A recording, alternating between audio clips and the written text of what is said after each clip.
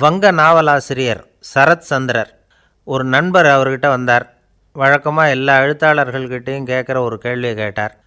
நீங்கள் எழுத்துத்துறைக்கு வந்தது எப்படி? இதுதான் கேள்வி. அதை தெரிஞ்சு என்ன பிரயோஜனம்னார் சரத் சந்திரர். சும்மா சொல்லுங்களேன், தெரிஞ்சுக்கிறேன் அப்படின்னார் வந்தவர். சரி சொல்கிறேன்னு ஆரம்பித்தார்.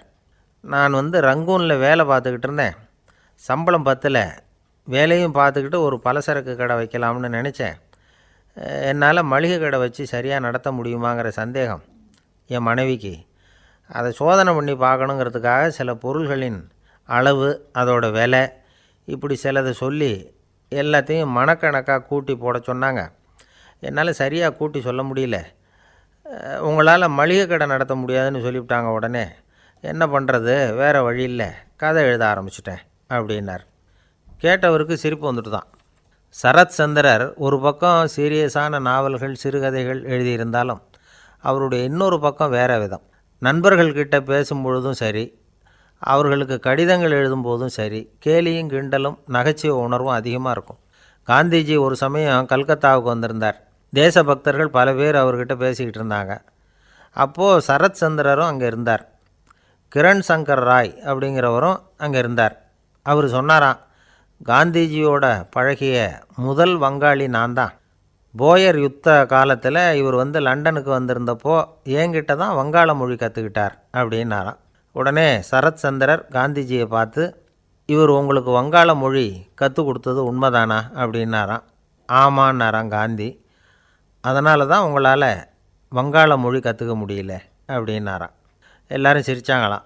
சரத் சந்திரர் சாம்தாபேர் அப்படிங்கிற கிராமத்தில் தங்கியிருந்தார். ஒரு இலக்கிய நிகழ்ச்சியில் கலந்துக்கிறதுக்காக. அதுக்காக ஒரு கல்கத்தாவுக்கு போக வேண்டிய சூழ்நிலை. அதுக்காக புறப்பட்டார். அந்த சமயத்தில் பின்னாடி இருந்து யாரோ அவரை கூப்பிட்டாங்க.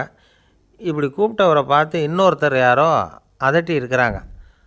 போகிறவரை ஏன் இப்படி கூப்பிடுறீங்க அப்படின்னு. ஏன் கூப்பிட்டா என்னன்னு கேட்டிருக்கார் சரத் சந்திரர். புறப்படுறவங்கள பின்னாடி இருந்து கூப்பிடுறது அபசகுனம், போகிற இடத்துல ஏதாவது ஆபத்து வரலாம் அப்படின்னு அதுக்கு விளக்கம் கொடுத்துருக்கிறார் அவர். உடனே சரத் சந்திரர் சொன்னாராம், இதோ இவங்க என்னை இலக்கிய கூட்டத்துக்கு அழைச்சிட்டு போகிறாங்களே, இதை விட வேறு என்ன ஆபத்து வந்துட போகுது அப்படின்னாராம். இப்படி சரத் சந்திரருக்கு இயல்பாகவே நகைச்சுவை உணர்வு உண்டு. அவருடைய நண்பர் ஒருத்தர் வீட்டுக்கு கூப்பிட்டுருந்தார். அங்கே ஒரு கச்சேரிக்கு ஏற்பாடு பண்ணியிருந்தாங்க. சரத் சந்திரருக்கு இயல்பாகவே கச்சேரியில் நீண்ட ஆலோசனையெல்லாம் கேட்குறதுக்கு பொறுமை இருக்காது. அதனால் மெதுவாக பாட போகிறவர் எப்படி அப்படின்னு கேட்டிருக்கார். அவருக்கு ரொம்ப நல்லா பாட தெரியும் அப்படின்னு சொல்லியிருக்கிறாங்க. அதுக்கு சரத் சந்திரர், பாட தெரியுங்கிறது சரி, பாட்டை நிறுத்த தெரியுமா, அதை சொல்லுங்கள் முதல்ல அப்படின்னாராம்.